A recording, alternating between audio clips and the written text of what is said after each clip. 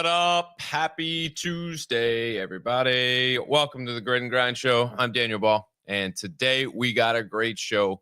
We got the man. Love him or hate him, he is the head coach of the Southwest Florida Sharks, Fico Gomez. He'll be stopping by. We're going to be talking a lot about an impressive 2-0 dominating start so far for the Grid season. And then, we're going to get into just kind of a history of the Sharks. Like, I want to know, is this the best version of the Sharks that he has ever been a part of? Because it feels like it's one of the best, if not the best version of a Grid team that we've seen in quite some time. So, but before Fico joins us, we got to pay the bills around here. The Grid and Grind Show is brought to you by the Mental Game Performance Coaching. If you are someone looking for mental performance coaching, whether that's in sport or any competition, go to tmgperformancecoaching.com, sign up for a game planning session, see how they can help you today. Jesus One Apparel, empowering men, women, and children to follow the message of John 16:33. Jesus wins and continues to win each and every day. Chinook Seeds, whether you're on the field or in the boardroom signing deals, Chinook helps you get the job done. 8 flavors, mild to wild. Go to your local gas station, grocery store, convenience store, and pick up the best sunflower seeds in the game, Chinook Seeds. And finally, Old Dominick Distillery. Experience 150 years of tradition in the heart of downtown Memphis, from bourbon to vodka, whiskey to gin. Old Dominick's got you covered. Stop in today for a tour or to pick up your favorite bottle. Go to olddominickdistillery.com and you can check out hats, hoodies, T-shirts, but most importantly, you can get the best spirits out there. So make sure your holiday plans or your just nightly, needed nightcaps are well furnished with Old Dominick Distillery. And with that, we got to get to business. We got to bring him on. The man of the hour, Fico Gomez, head coach of the Southwest Florida Sharks. Fico, what's up, brother? What's up? How you guys doing? We are good. I tell everybody, feet hit the ground. We are blessed, and we're better than we deserve. Each and every day we get a chance to wake up. But for you, obviously things are good.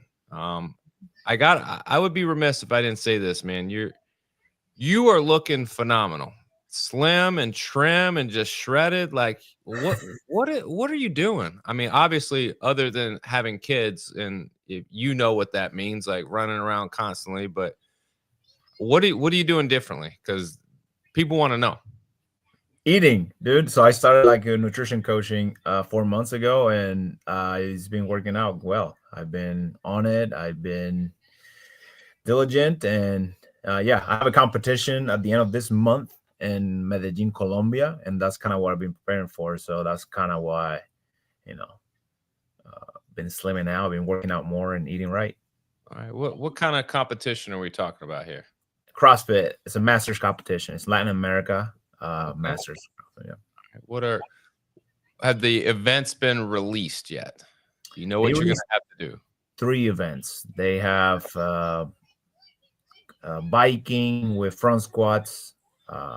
Then we have swimming.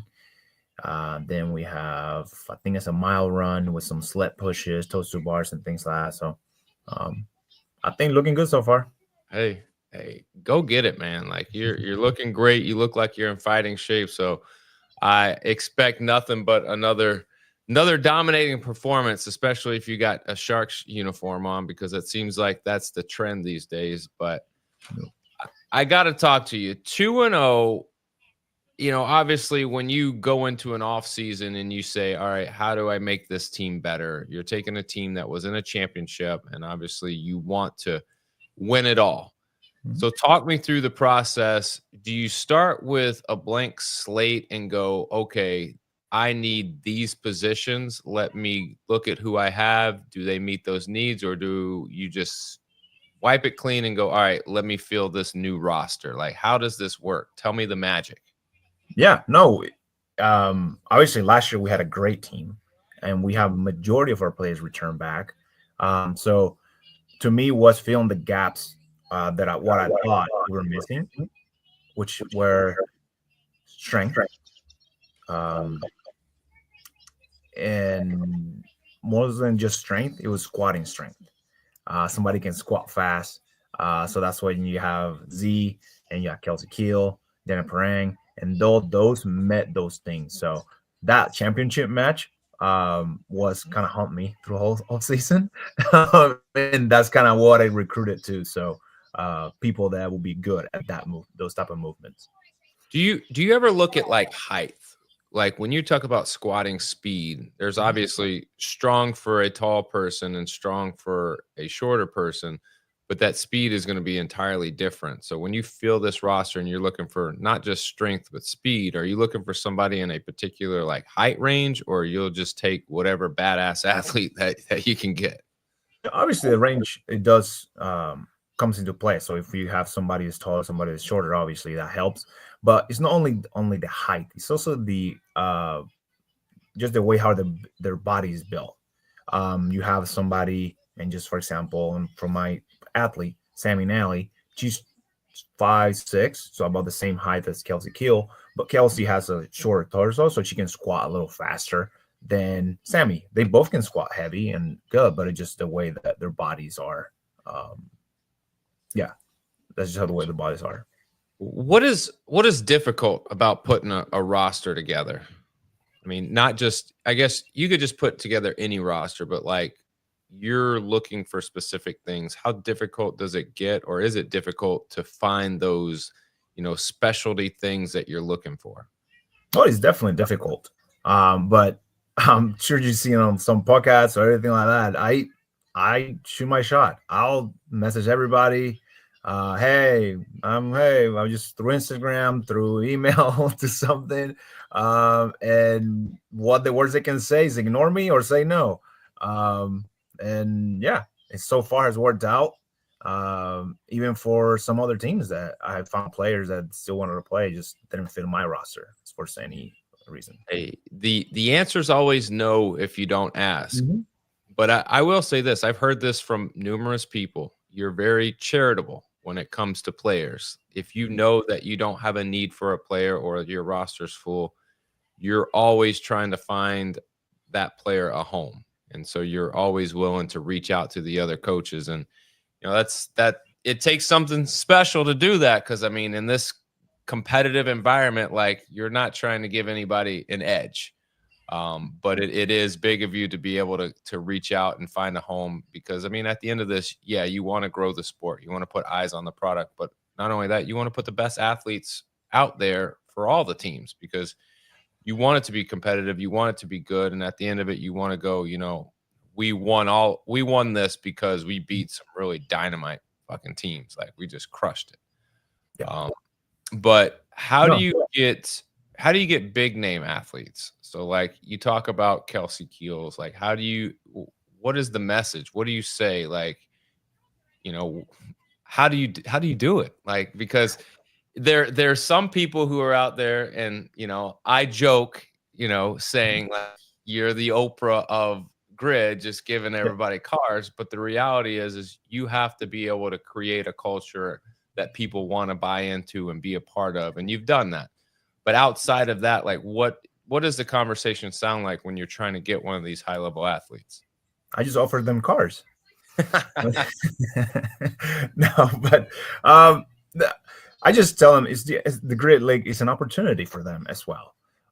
So just like CrossFit was an opportunity for them to get a following, to get sponsors and things like that. Same thing on the Grid League. My job and this is obviously I'm the phrase one, but there's a lot of happens behind the scene. My partner Concepcion, he does a lot of the social media, a lot of like the business development and all that stuff. And we just kind of put a game plan for them to be able to thrive. So, hey, these are the expectations. This is what we're doing for the whole team. My team, I do cover the lodging. So, hey, I can cover your lodging and things like that. So try to help with the expenses. And that's thanks to our sponsors, not just from my pocket, it's from their sponsors. And when you come in, we'll do reels, we'll do Tanado. You have some pictures that we're going to be taking care of you. So it just gives them an extra opportunity for them to put their face into a new audience, and sponsors like that. Well, Artur, he has confirmed it. Everybody gets cars. Don't worry. But you look you look at, when you build this roster, and we're going to get into this year's team, but to me, it seems like you have the worst but best problem. You have so many athletes that not everybody gets a chance to get the amount of reps or exposure on the grid that maybe they deserve, or maybe you hoped, because there's just like, from week to week in the match format, you have to be very strategic on who goes in. And sometimes even the best players may not get as much shine because of the fact like the match format just doesn't work. It's like in baseball, you might have a whole line, you might have 15 players that can knock the ball out of the park, but only 9 of them can play. So for you, like, how do you manage this problem of having too many people, or trying to like balance the fact that people who are really good may not get as much time on the grid as you hope? Yeah. First of all, can you hear me okay? Yeah, you're good. All right. It's the hardest part, and it really is painful. But I always set expectations from the beginning to all my players. This is what I expect from you. They all know on the ladies' side, we have 10 ladies that, this last match, we have Jessie Coleman and Sydney Witter that did not play. Just think about that. Those two will play on pretty much any other team, especially on this type of match. You have a ladder the height is a it's a good thing, height. So yeah, it's just expectations. I tell them, no, we're all going for the same goal. They all know that they want to win the championship. They know that on some matches they're going to play more. They know in some matches they're going to play less. They know in some matches they may not play. But all the spots are open. They need to send their videos, and again, keep each other accountable. Yeah. When you look at a match format prior to them testing these things, do you have an idea of who's going to be doing what, or do you strictly go, all right, send me the videos, take all the information in, and then construct the lineup? No, well, a little bit of both, but I have an idea who's going to be good at what, so I'm not going to put, Chris Mattos as doing bar muscle ups. I know, so I send you, hey, this is what I think you're going to be good at, but there might be on this one position, might be other 3 more. So it's not the whole thing. I just send them, you might be good at this, and then from there, then I compare. Right. 2-0. Obviously, that's the start that you want to have. But when you look at how you've dominated in these 2 matches, did you expect to have such dominating wins? No.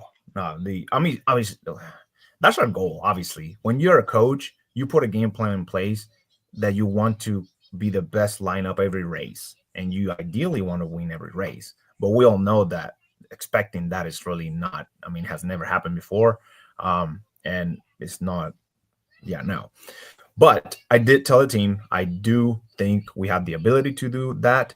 I put a game plan, and I think this is a good game plan. This is a game plan that will give us the win. But that was up to them. They kind of rally with each other. That was definitely not me, like something that I was like, hey, you need to do this or this, that. They just stay in it every single race. They keep saying themselves against the clock, and they'll try to, execute the game plan best to their abilities. And what can I ask as a coach? That's a dream scenario at the moment.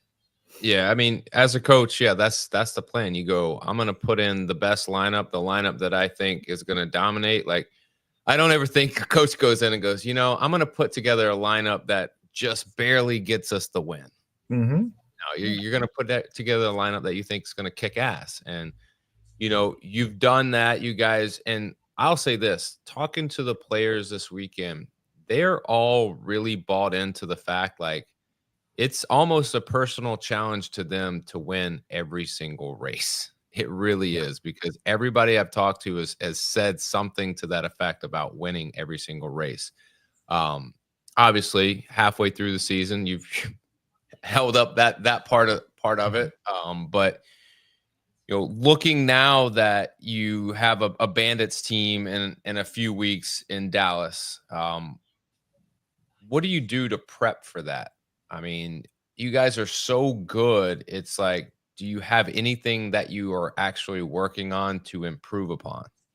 Yeah, for sure. I think there's things that has happened on this past couple of matches that you may not notice, but there are little mistakes that, again, they flawlessly fix, but they are still mistakes. Little things, but they're attention to detail. So yes, there's still things that we can work on. Um, but for this match, obviously, we prepared just like I don't care if the Bandits or 0-2 or 2-0. We prepared the best way we can to win a match, and they have some talent. And this coming match, they have some strong boys, and the thrusters and partner forward, and the back squats, and the sled pushing. These are kind of things that they'll be good at. So we're preparing to just we will prepare for anybody else. Yeah, it's tough because you're in a situation where like playoffs are, I'll say it, you're pretty much a lock for the playoffs. Obviously you don't want to sleep on the Bandits in this next matchup. But I think that that is something that you've been able to do with this roster is you have the people in place that I don't think they're going to let anybody overlook this next match. They're going to focus on that match, and I think that's another reason why you guys have been so good is you have this veteran leadership. So what can you say about these veterans and these leaders on the team that help work with, even though a Kelsey Keel has been in the fitness community for a while, high level competitor, but first time on the grid, Dana as well, Z as well. Like, what do you like? How awesome is it to have those Chelsea Ranieris, those Sam Martins, and Blake Kidders on the team to be able to be like, hey, we gotta take care of business today. Yeah, it's a blessing for sure. Makes my job a lot easier. They know what the expectations are. They know how to prepare for them. They keep everybody accountable during the match, but also on the right now. They're like, hey, we need to start working for. We only have 3 weeks to prepare for 2 matches. Hey, let's start sending video. Let's start working on it. They are very, very good at keeping each other accountable, and our rookies have come in just blended perfectly with that. Kelsey has practiced so much, same thing as Dana and Z, just to be good at grid, and they have shown that. Z, and just an example, Z, when he first started doing that sandbag ladder, he kept telling me, Coach, I don't think I can get that 4th one. Coach, I don't think I can get that 4th one. So, and if you see that, I don't know, you probably saw it live, but he did that ladder in like 20 seconds. He cleared it. So again, he worked on it and got it done. And those are just one example that a lot of our players have done this year. And again, I'm blessed. Yeah. Let me ask you this: being in the league, what's your take on having so like in Dallas, you're going to have back-to-back matches, similar to a playoff format scenario. Do you like having that quick turnaround where you just go right into the next one, or would you prefer like these first couple of weeks where you have a couple of weeks of recovery and rest to kind of put together a game plan? I obviously would prefer to have a little break in between, but I think just the reality, it is what it is. And also, believe it or not, it helps when you have depth on your roster. So now you can plug and play different, keep this one's a little more fresh. You have to keep that in mind when you have double headers or matches back to back. So it goes into more like how fast they can recover for next day or how fast they can recover for the next match. And some players can do that and some players don't. So you actually think it brings a different wrinkle into our season. Oh, definitely. Look, in regards to coaching and preparing, like, is it easier to prepare for these 2 matches back to back, or is it harder in a sense that you're doing everything that you would do typically, but now you're condensing it into like 2 matches into that one amount of time that you normally have? Like, is it difficult, or you just? It is obviously way more difficult, especially we only have 3 weeks in between our matches. So it's or whatever how many weeks we have, but yeah, it's not very. Normally we will have more time. So yes, for sure, they need to kind of get on it, to sending videos and all that stuff and practicing. And they're going to be tough matches. Like I was saying, I'm not sleeping on anybody. I think that Brigade match is going to be extremely exciting. That Jack and Jill, I don't know if you've seen the movement, but that Jack and Jill between us and them will be, probably one of the best races of the year. And yeah, so we'll see. Yeah. What, it's hard because as an athlete, you're going to have these two back-to-back matches and you're going to know, like, hey, if we take care of business against the Bandits, like that 4th week match against the Brigade, if they do what they're supposed to do, there's going to be a lot of stakes on that match. But for you, yes, there's a lot of stakes on it, but you could look at it from a different lens too. You want to win the conference, like obviously you want to be first in conference. But does that really, is that really the goal, or just making sure everyone is healthy enough for the next thing, which would be the playoffs? Because you can think about it in a short term, like winning a conference championship would be great, but that if you fall short because you're expending the intensity and energy and someone gets hurt and it creates an issue for playoffs, then it becomes, well, shit, that was kind of meaningless. So how do you put emphasis on, we need to win this championship, but also try to preserve what athletes are doing so that you have everybody as fresh as can be for playoffs? No, I think I want to win, obviously, and if you're healthy, you probably will play. But I think myself and probably Tomas, and actually, I'll say every coach, if you have a lock-in to go to the playoffs, like you already have the record, you just have a decent point differential, you will start looking at hey, maybe somebody said they're having some back issues. Maybe we don't play them this. Maybe don't do that. So you kind of manage that, but that doesn't mean that you're not going to go to win, So, but it does have a play. It does matter. It does matter. Keep them fresh and healthy for the playoffs for sure. Definitely. Because I think you guys seem like you're on a mission. Like you tasted it last year, came up short. And then this year, it's like that's the focal point, is how do we get over that hill? So far so good. You guys are looking great. When you look at the league as a whole, everyone talks about these power rankings that whatever they are, what they are. But for you, when you look at how would you rank the teams? I'm just curious. You're at the top, obviously, so you don't nobody's going to fault you for putting the Sharks at the top. No big surprise, but where do you see the other teams in regards to race times, who they're going against, injuries that they've had, and just how their record has played out thus far? No, I mean, obviously, yes. I'm going to say I'm at the top, and I will keep saying that even if we might have been 0-2. But but what I keep everybody else on the same feel. Whoever I don't care from who we see in the playoff, who we see on the championship, who we're going to see in the next 2 matches. We just want to go win. I used to, so this is one of the things that I did last year, and I'm trying to avoid that this year. So last year I was especially on that championship match, I was like, hey, we have no shot on the mirror. So let's just, take it easy on that one. We're going to work on the echoes. So let's do kind of we're going to take this kind of race off. We're going to lose a little bit here, that. This year, I'm more hey, let's put the best of the best at each single race and see what happens. And that's all I can do.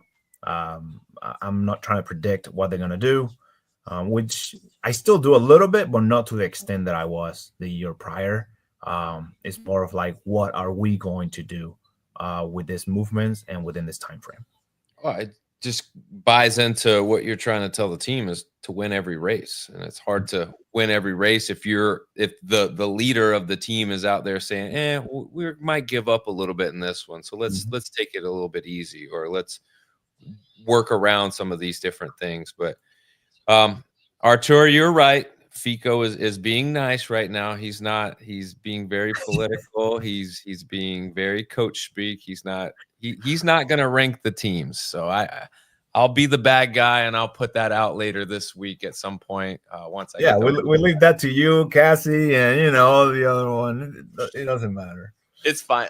I'll say this. I'll give a spoiler. Just I don't have any of the race times. So if I was to base power rankings right now off of just C and matchups and different things that I have right now, not a lot would change. Just for the simple fact is there wasn't a lot of close matches this weekend. The teams that were 1-0 improved to 2-0. The teams that were 0-1, fell to 0-2. So when you look at it from that terms, it's don't expect a whole lot of shakeups if you're in the world out there looking for some dramatic, ups and downs. You probably aren't going to see it unless I get race times back where I'm just like, oh shit, like I didn't know that.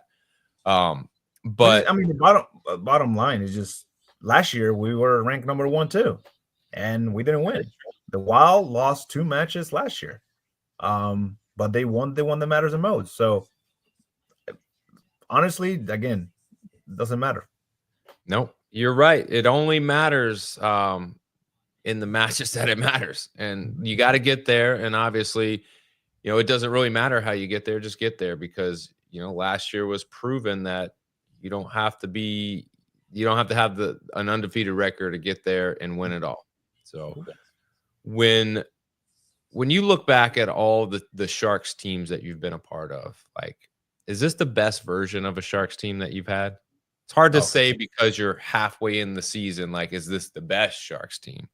But as of right now where you stand, is this the best version so far? Yes, for sure. And both talent-wise and the way they're playing for each other and things like that, the way they are kind of blending or whatever you want to call it, for sure. I mean, there's literally no egos.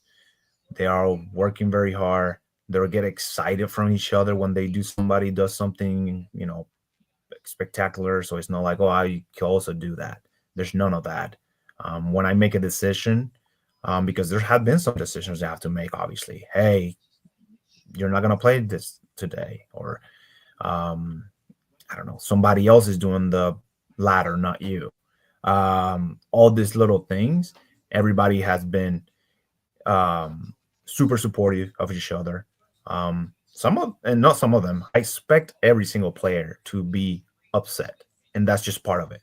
I mean, you play baseball, we all did, or play sports. If somebody's going to tell you you're not going to play today, you'll be upset. However, that has nothing to do how you're going to act on game day or how it's going to support your teammates and all that stuff. And I'm okay with that. And they're all been the same way. Their express is like, I'm going to work hard for the next one, or if it's working hard, or hey, I don't know. What I'm saying is they get a little upset, but it just goes out the window real quick, and they support their whoever the decision I make pretty quickly. So I think when you look at it, I think that's a positive. As long as they're reacting appropriately, I think they should care. And as Correct. a coach, when I coach guys, even at the highest levels of, of college baseball that I've coached, if I had to pull you or you didn't play, I wanted some type of emotion, some type of visceral reaction, not a bad teammate one, but like it mattered to you, because that matters to me. If you care, then that's what I want. I want it to care. I want you to care about it. I want you to be upset about it, because I want to be able to, 1, motivate you and light that fire, but 2, also be able to understand, like, it's more than just you. It's this team, and it does, Fico,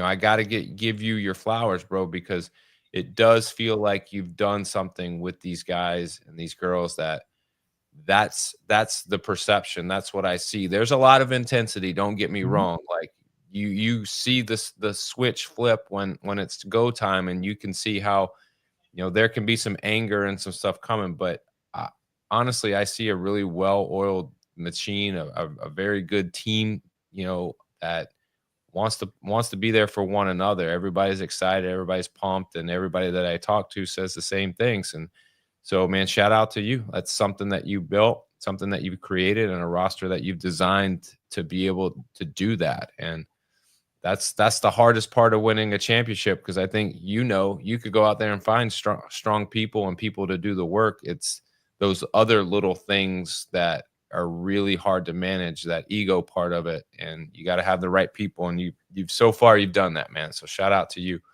Thank you. Yeah, yeah. it hasn't been easy, obviously, but the work from them, like, again, I'll take it back to the players. They have bought into it, and it's amazing to see. So this Sharks team, 2-0, halfway through the regular season, they're gonna wrap up regular season play in a few weeks in Dallas at the Mesquite Convention Center. On July 12th, you take on the Bandits. On July 13th, you take on the Brigade. When you look at that weekend, everything that is a part of it, 2 matches back-to-back, playoff solidification. If you win the first one, for sure, you're probably in regardless, but you definitely know you're in if you win the first one. And then if you win the second one, you definitely know that you're conference champions. You definitely know what seed you're going to get. What is the message to the team in preparation for this? Same thing. Let's win. I'm going to put in the game plan, and it's a game plan that I think we will be able to win. When I say it's every race, yes, like that's one of my goal. It's not the goal, it's just kind of the game plan. I want to win every single race, put the best time up for. Obviously, I know that's not going to happen. At some point, we are going to lose a race, and maybe it is what it is. But the goal of mine is to kind of put a game plan together, put the best players at that movement, and see what happens. Let the chips fall where they fall. And I think we will come victorious in 4-0, and that's our goal. When you look at this weekend, or those two matches, is there any player that you have on the Sharks that sticks out as like, you should watch this, because these formats are like, these are wheelhouse formats for these players? Well, one player you need to watch probably is going to be against the Brigade, and it's not only because it's a match, it's because there's a lot of burpees. So Jess Cressman, which is probably the fastest burpee in there, and then Sedona Townsend. See if Sedona can keep up with Jess, that type of thing. So keep an eye on that. There's back squats. So Chris Matos, if he's good to go and healthy, watch him do his squats. That boy can move some weight. And yeah, I mean, sure, there's a lot more. I'm just giving you 2 out of the kind of that nobody will kind of look for, just kind of. So yeah, the matches are going to be good. How disappointed were you that we didn't get a Chris Matos, Tom Soroka log press, long clean and jerk and that first ringer? I know. Well, I don't know if you know, but we planned that a little bit. So me and Dan talked about it. Hey, it's like, hey, let's do it, and let's see who. It'll be fun to watch. Let's do it. And unfortunately, it just didn't happen. Unfortunately, actually, both of them got hurt. That during that match or that weekend. So, but yeah, no, he seems to be doing good. MRIs came out negative. All that, so he's moving around. He kind of bat squatted yesterday. So we'll see where that go from there. Well, good. I'm sure that's not the news the Brigade was hoping for, but obviously we want every player to be healthy, and hopefully he's on the road to recovery and he's good to go. July 12th, July 13th, Dallas, Texas, Dallas Mesquite Convention Center. You got the Bandits on the 12th, the Brigade on the 13th. You can solidify a playoff spot on the 12th. You can win it, the entire conference, on the 13th. A lot to play for, Fico. I know your guys are ready to go. You guys have got the fins up. You're doing your thing, and you want to win every race. But I wish you the best of luck. I appreciate the time today. Before you go, anything you want to plug or promote? No, I guess our sponsors, T Fiber is awesome. Unbroken, you got Thick Boy, Her Athletics, and I'm missing somebody. UBS. So thank you so much for our sponsors. And thank you, dude. I said this to you, but I thought you on the live stream was awesome. So Oh, thank thank you, you. man. Thank you for being part of the league, and appreciate you. Yeah, I kept watching because obviously I watch this. I'm sure a lot of people do this, but I watch this live streams like so many times after we do it, see what we can do better or things like that. And yeah, you guys killed it, and you seem like a natural in there, so it was awesome to see. Well, thank you. I will say this: it was the most fun I've had in a really long time, and it's probably the hardest thing I've done in a really long time. But I gotta give credit to where credit's due. Cassie, Taylor, Ruby, Jan, everybody. I said this yesterday. There's so many people to thank for that transition being as successful as it was. And I'm going to learn their names, and I'm going to make sure I give them the proper shout outs. But there's a lot of people that make that happen.